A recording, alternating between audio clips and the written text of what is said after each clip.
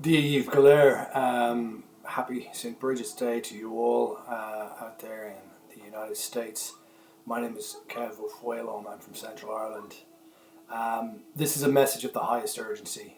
It goes from us here in Ireland to all sons and daughters of Éireann across the United States. Ireland is in an existential crisis in 2025, the like of which has never been seen before in our troubled history. Since 2014, Ireland's governments have allied with the European Union in a pact with the devil. Birth rates in Ireland, and indeed all of Europe, have been falling steadily since the 1970s. Instead of addressing the underlying socio-economic causes of this collapse, those who place themselves as experts in our societies, particularly in the EU, they have taken the most egregious path available, that is, the replacement of native populations with migrants from Africa, Asia, and to some extent South and Central America. In 1998, the population of the Irish Republic was 3.75 million. Our natural population increase, which is deaths minus births, was around 19,000 per annum, or 0.5% of the population each year. The Irish government is very cagey with demographic details, but it is now estimated that the population is 5.6 million in 2025, and 30% of that population is now foreign born. It is arguable that the percentage of population with no Irish ancestry or heritage is now heading towards 35%. 35,000 international protection spaces have been made available by government to welcome those seeking refuge from wars abroad. This is a far too high a number, with a turnaround of about 6 months per each space, and a fast-track naturalisation programme has been implemented and imposed upon us, the Irish people. In 2024, last year, 120,000 people emigrated to Ireland, mostly from sub-Saharan Africa, the Middle East and South Asia. Almost all are economic migrants, not fleeing wars. In 2024, 30,000 people were granted Irish citizenship. That's more than for the entire 2020 to 2023 period inclusive. The number of citizenships granted is expected to increase almost exponentially each year going forward, as there's a 5-year minimum wait to become citizens of the Irish Republic. The real immigration began in 2020 and has accelerated since, so the first tranche are starting to become citizens this year and next, and that's why we have seen the dramatic increase in citizenships in 2024. It's possibly likely to be 40,000, 50,000 in this year. Estimates are being massaged by the Irish government, but it is a legitimate estimate that if trends continue, the population of the country by 2035, which is 10 years' time, will be 7.5 million people, with 3 million of that population not being of Irish heritage whatsoever. As it stands, we are facing a massive explosion in serious crime. We have seen multiple murders almost weekly. Women are particularly affected. We have seen an exponential increase in rape and sexual assaults, gang rapes, multiple occasions of foreign drug gangs operating in the country.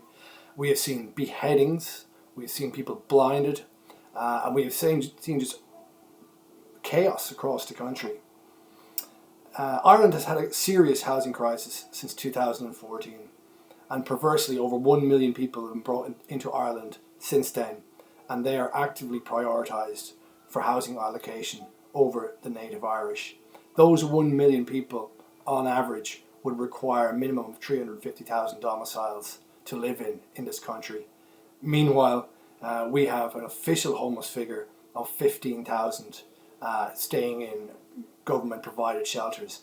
This is a sleight of hand by the Irish government because it does not take into account those adults that continue to live with their parents into their 50s at this stage. And the hundreds of thousands of working adults that are living cheek by jowl with strangers in unsuitable house shares. So you might have a 3-bedroom house, which is 2 double bedrooms and a single bedroom, and you'll have 3 people living in that. They won't know each other. They go to work, they come home, they go to their room. It's breaking down every facet of normal life. And that figure is probably in around 200,000 people in Ireland that are living like that, more even, I would say. Rental homes and homes to purchase are simply unaffordable to the vast majority of Irish people.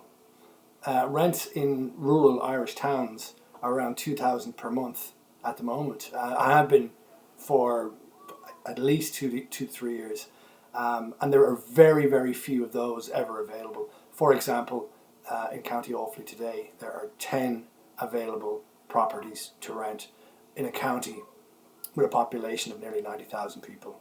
So you've got 10 properties to rent in the county. It's ridiculous. Added to this, we have economic migration as well, which is being welcomed all and sundry, coming from all over the globe. We also have IPAS centres, which essentially look like military barracks, where you might have 500, 1,000 more people being ensconced into small communities up and down the country. We have seen a huge opposition to this across the country. I'll just give you a list of where there's been major protests. Dundrum in County Tipperary, Borrisokane in Tipperary, Rosslare in Wexford, Killarney, Kerry, Coolock in County Dublin. That was a big one. There was a massive show of force by An Garda Síochána, where peaceful protesters were literally beaten to a pulp, pepper sprayed, multiple arrests. It was a peaceful protest. There was a proposal of 500 people going into a migrant centre in Coolock. The Coolock people realised it would not be 500; it would be 2,000 or 3,000. The place has very little amenities as it stands. Has significant social problems, and the people said, "No, we cannot cope with this," and they're beaten off the streets. Other places like Newtown, Mount Kennedy, serious violence there against protesters, and the protesters are, they're come from all walks of life. They're farmers, they're workers, they're plumbers, they're electricians, they're professionals, they're young, they're old, and they're being beaten off the streets. It really is getting very, very serious now. Other places like Tipperary Town, Wexford Town, Kilkenny City, Clonmel, another big one, Ennis in County Clare, Limerick City, Cork City, Galway City, Waterford City, Drogheda, Dundalk, Navan and County Meath. All significant protests across the country against basically what is a second plantation. Letterkenny in County Donegal, the Gaeltacht area up there, the native kind of speaking area of Donegal, is practically overrun. These are not Letterkenny and the other areas of Donegal. They are not significantly populated by native people, native Irish, and any significant number going in to such a place as Donegal has a significant impact on the demographics almost immediately, and it really is a crisis. It's an emergency. So, according to Gael, Ireland is facing an existential emergency, and our political parties, from Sinn Féin to Fianna Fáil to Fine Gael, the minor parties, the Greens, the Social Democrats, Labour, etc., they basically are trampling upon the voices of people. They're forcibly suppressing the clear, loud and consistent voice of the people across Ireland who are saying no to the second plantation of Ireland. Under Article 6.1 of the Constitution of Ireland, it is the people who have the final say in final appeal on matters of national policy and the common good. That Article 6.1 of Bunreacht na in the Irish Constitution is being suppressed by government. We are being told we do not have a voice, we do not have a right to object, and we do not have a right to say who comes into the country, who goes where, how many, for how long, etc. That is clearly flying in the face of the Constitution of Ireland, Article 6.1.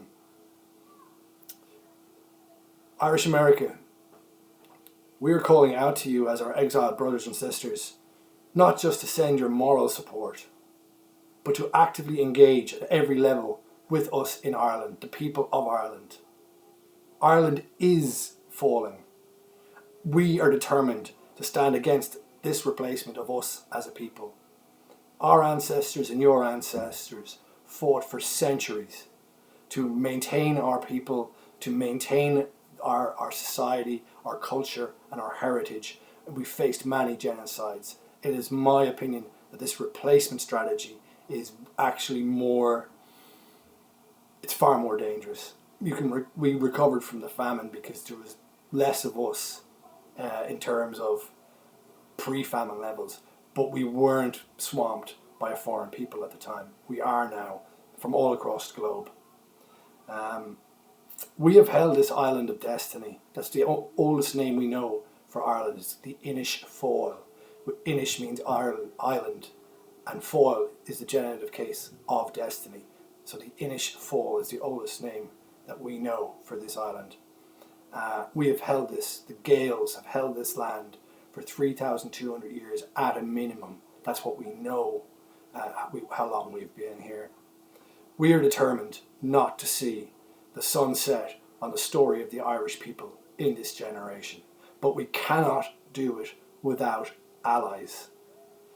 If you value Ireland, the Irish people and your Irish heritage, we urge you to act, and act now. Bring this message you hear to the eyes and ears of influence, both in the United States and in Ireland herself. We invite you to communicate with us, actively engage with us, speak to us, whether it be on social media or by email, etc., etc., etc. The window for action is rapidly closing, the sun is setting, and the Irish story